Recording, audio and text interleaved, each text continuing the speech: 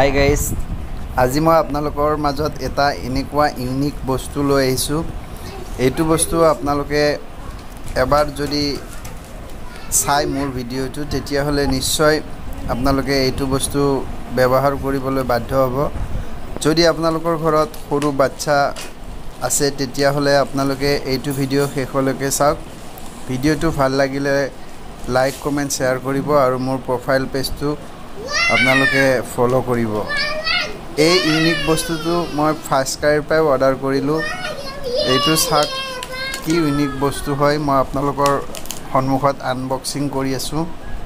যদি আপোনাৰ ঘৰত সৰু শিশু আছে তেতিয়াহ'লে নিশ্চয় এই ভিডিঅ'টো আপুনি শেষলৈকে চাব, কাৰণ শিশুক মোবাইলৰ পৰা বিৰত ৰাখিবৰ কাৰণে আপুনি এনেকুৱা এখন কিতাপ অৰ্ডাৰ কৰিব পাৰে, যিখন কিতাপ আপোনাৰ শিশুটোৱে খেল ধেমালি কৰিব পাৰে আৰু লগতে শিশুটোৱে এণ্টাৰটেইনমেণ্টো ল'ব পাৰে।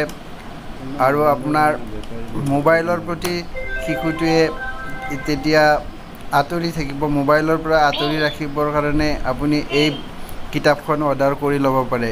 এই কিতাপখনত আপুনি বেটাৰী 3টাৰে সংযোগ কৰিব লাগে।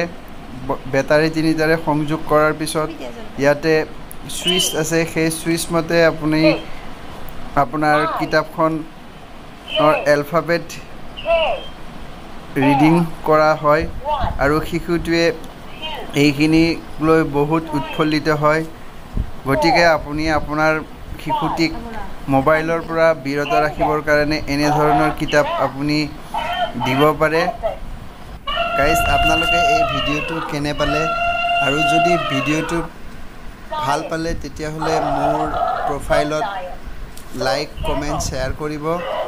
আৰু যদি আপুনি এই কিতাপখন কিনিছে তেতিয়াহ'লে কিতাপখনৰ পৰা কেনেকুৱা ধৰণৰ উপকৃত হৈছে সেইটোও মোক আপোনালোকে কমেণ্টত জনাব বুলি মই আশা কৰিলোঁ।